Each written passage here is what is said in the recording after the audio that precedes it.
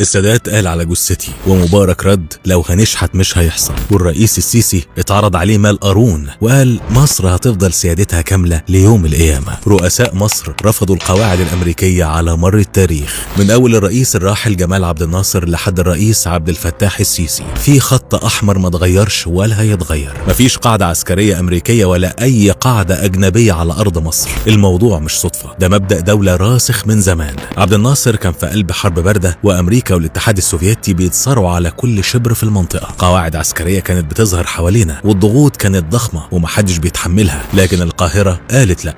رغم الإغراءات ورغم ان وجود قوة عظمى كان ممكن يدي غطاء سياسي وعسكري، لكن السيادة بالنسبة لنا ما كانتش بند تفاوض. الأرض المصرية لا كانت ولا هتكون مخزن سلاح ومصدر تهديد لدول تانية. وفي زمن السادات عمل تحالفات وقرب من واشنطن ووقع اتفاقية سلام وفتح صفحة جديدة مع أمريكا. ناس كتير افتكرت ده معناه ان السياسة هتتغير وهيكون في مرونة في موضوع القواعد العسكرية، لكن اللي حصل كان العكس تماما. تعاون موجود، معونات ما يضرش، تدريبات مشتركة وماله شغال، لكن قاعدة أمريكية مفيش. السادات كان فاهم الفرق بين تحالف وبين تنازل، عشان كده بنقول على مصر جيل بيسلم جيل. مبارك كمل على نفس المبدأ. أكبر مناورات عسكرية مشتركة في المنطقة كانت بتحصل على أرض مصر، لكن في الآخر كل القوات بترجع على بلدها، واتعرض عليه مبالغ ضخمة وإسقاط ديون مقابل وجود قاعدة أمريكية. لكن الرد كان حاسم، لو هنموت ونشحت ونجوع مش هيحصل، ده أمن قومي. والموضوع مش سبهللة ولا القرار قراري لوحدي، احنا دولة مؤسسات. الجملة دي كانت بتلخص عقيدة دولة كاملة، مش مجرد موقف سياسي فردي. نيجي بقى للنهاردة، المنطقة مولعة وقواعد أمريكية في دول حوالينا ووجود عسكري أجنبي في أماكن كتير، لكن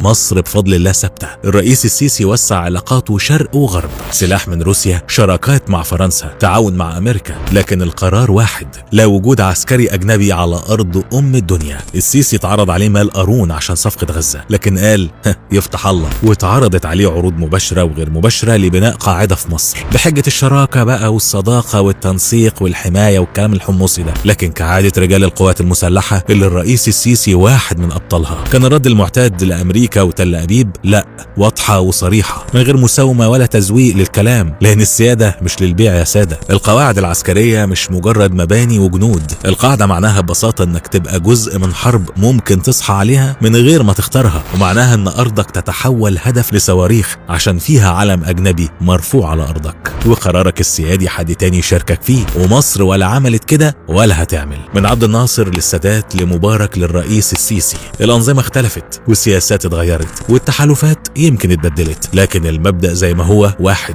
الارض المصرية مش للإيجار، وعمرها ما هتتحول لقاعدة دائمة لجيش أجنبي. السيادة في مصر قرار مستمر من أول إسقاط الملكية وإعلان الجمهورية، يعني من 72 سنة لحد النهاردة وإلى الأبد. القرار مصري وبس. ربنا يحفظ مصر وقائدها.